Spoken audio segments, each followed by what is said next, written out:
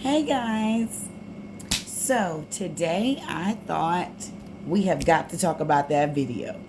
And y'all know what video I'm talking about. Montgomery, Alabama, stand up.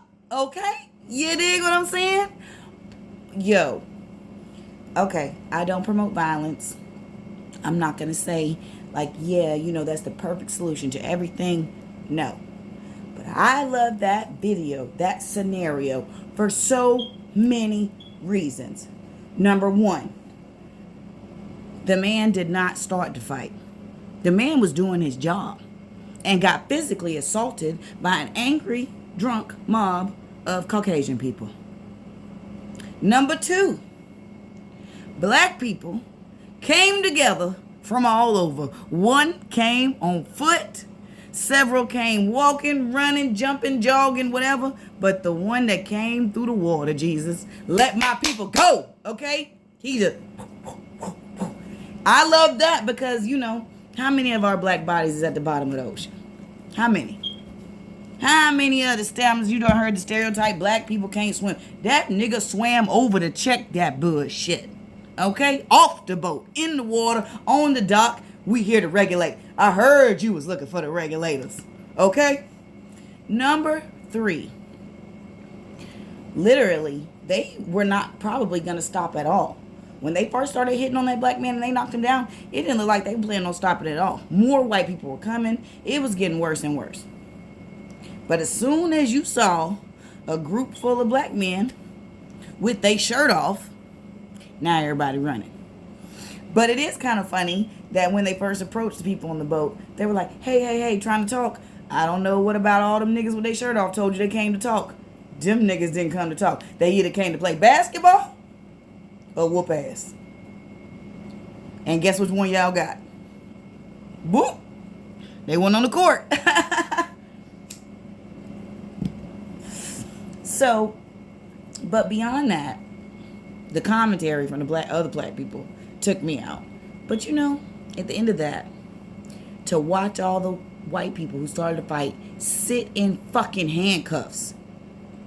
Because that's what's supposed to happen. You don't supposed to be able to go around and physically assault people just because you want to. But the number one reason I'm in love with that fucking video, it ain't got nothing to do with the fighting. Nothing.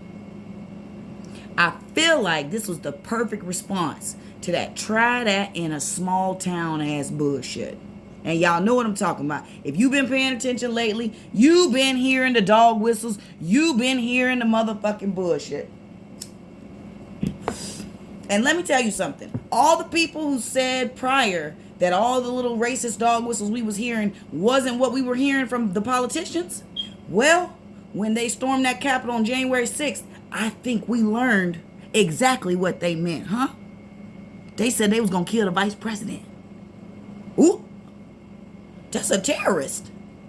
But they Caucasian. Not a damn person got shot except for the one on the inside.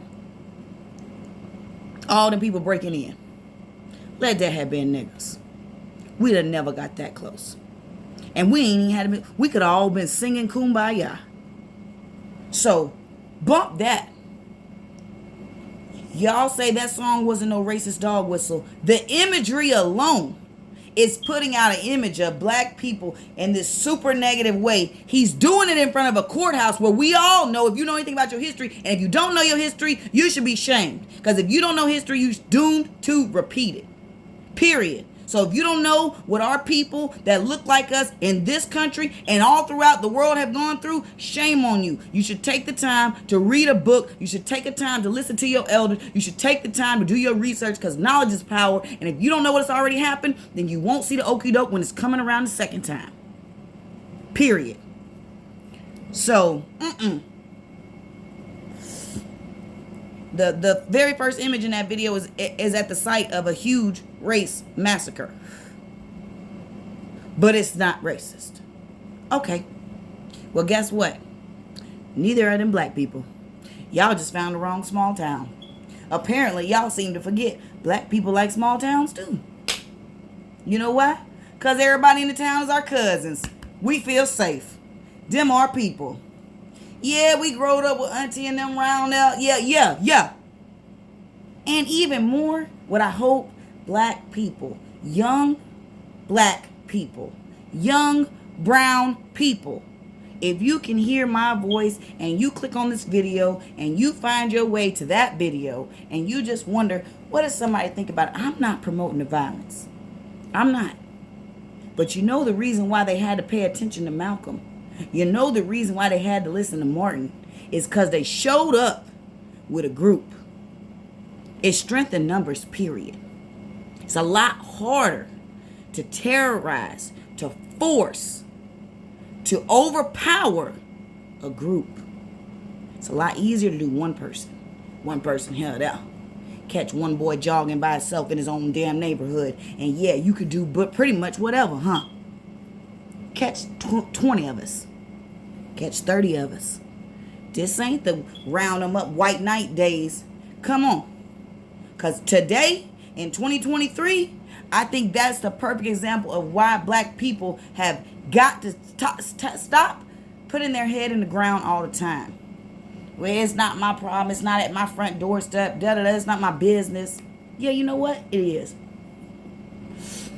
An injustice anywhere is an injustice everywhere.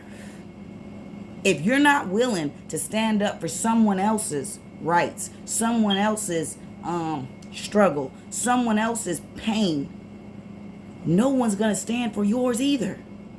When it is at your front doorstep, when it is your son or daughter, when it is your grandma. Don't act like y'all ain't heard the news stories over the past, let's just say, decade. Grandmothers getting shot in their own house. People getting shot. They got a gun. Oop, wait, it's a cell phone. It's a remote control. Come on now.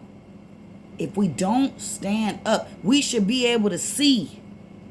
Yeah, people going to say whatever about BLM, but also they listened. And we need a seat at the table if we plan on changing it. I heard all the cliches, build your own table. Guess what? This is not our country. Y'all can be mad at me for saying it all you want to. It's the truth. We were labeled as property when they wrote the Constitution for this country. It's not ours. Do we live here now? Are we United States citizens now? Have our family and ancestors built the foundation of this country? Absolutely. That didn't change the Constitution. That didn't change the way a lot of people in this country will view us now until the end of time.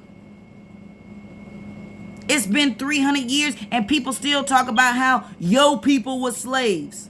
And I don't mean it's us talking about it as a learning tool, talking about it in a derogatory way. We can't change that. What we can do is build this country forward in a way that it is our country, that it is for everyone, that it is a more even playing field. That's what we can do. We could put more black and brown people in the Supreme Court, federal judges. Because guess what? Not all of them going to come from the same walk of life, but a lot of them will. A lot of them will. A lot of them will understand the difference between incarceration and rehabilitation. A lot of them will understand to protect our women. A lot of them will. So we have to start somewhere. And yeah, we've come a long way. We've had the Civil Rights Act. We've had a lot of things. But if y'all don't think that shit that happened January 6th throwed us back, I don't know what y'all was watching. What y'all was paying attention to. It set us back. And because it gave a certain set of people an idea that they had power and authority to do what they wanted to do, even if it was illegal, even if it would get you in trouble, that they could just force their way. You know, a lot like a dictator. You know, we could list off quite a few throughout history and how bloody their reign of control was. So all I'm saying is, yeah, it's such a satisfying thing. I don't care if black people came together to all help a little boy get his bike unstuck from the mud. I don't care. I love to see black people come together. I love to see black people understand we are the power. We don't have to fight the power. We hold our power. Our power, our strength is in our unity. It's in our clear vision forward. It's in our struggle and in our success. Our power is we. We. It's a reason they tried so hard to take out all our black leaders. It's a reason they tried to erase our religion, our culture, our past. It's a reason. And if you don't know it, you need to open your third eye up and take a better look. All the power of the universe is within we.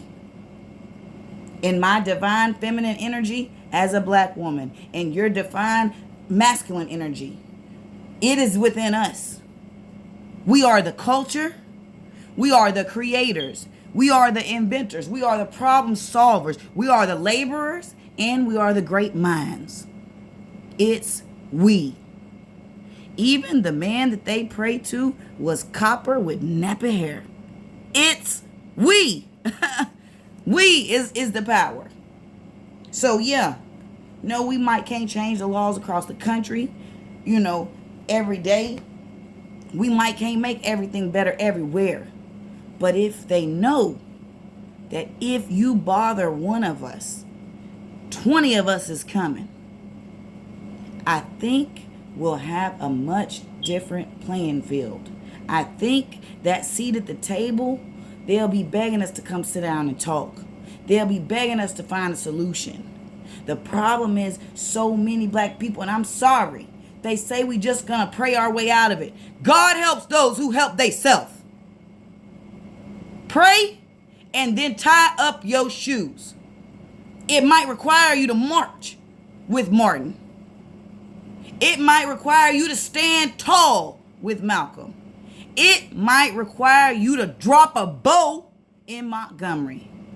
But whatever it requires, it's going to require you to be active. It's going to require you to speak up, to stand out, to bother them, to interrupt the norm, to let them know, no, it's not happening here. Because I'm here. And when you do, you'll look around and there's a bunch of I'm here's. There's a bunch of it's not happening. Because we are stronger together. We built countries. We could also tear one down.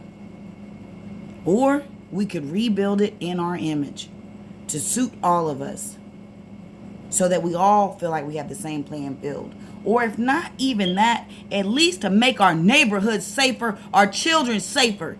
It ain't safe for our kids to go outside. They can't have an interaction with the police. They can't have interaction with their neighbor. Knock on the wrong door if you want to. Be dead for no other reason than you're black. And when they tell someone they scared of us, guess what? That's fine. They believe that. Now you go in court and tell someone that a white person scared you. See, do they believe it? See, does that stop you from getting a life sentence? It won't. It won't. They find it hard to believe we could be scared of a white person, but they find it easy to believe that they are terrified of us. Now, let me say this. I'm not talking about all white people. I have white people in my family. I am half white. Yes, there are allies. True enough. True enough. But I need black and brown people to understand it starts with us first. Once we solidify, once we unify, then we can lean on our allies. Then we can make real change, real growth, real progress in our neighborhoods, in our communities, in our states, in our government. But we can't do it if we don't decide to stand together. So of all places, Montgomery, Alabama, they've got the enslavement museum down there so you can really understand why we fight so hard for our freedoms, for our rights. Still can't get an anti-lynching bill in 2023. And y'all wonder why 30 black people showed up to stop that? Because if y'all had decided to lynch them, maybe you wouldn't even got in trouble. Can't take them kind of risks. I'm so proud. I'm proud. I've always been proud to be black, but boy, I'm super proud today. And I've been out all to the grocery store to get my coffee, and everybody I ask, hey, you watch that video? Black people got to stay together. We got to stick together. It's all I keep saying. Showed it to my children. Black people, we need to stick together. The power is within us when we stick together. So that's it. I just want to tell y'all I love y'all. Thank y'all for supporting. Y'all been running the numbers up. I've got interviews coming up soon with music artists. You know, we're growing every day. I appreciate the support. I appreciate the love. I'm rocking with those who's rocking with me. Come sit down. Come chat. Tell me what you think. I'm a good listener, even if I disagree. You know what I'm saying? So, thank you from the bottom of my heart. I hope we keep running up. Maybe we'll turn into something big one day. Anyways, I love you, darling.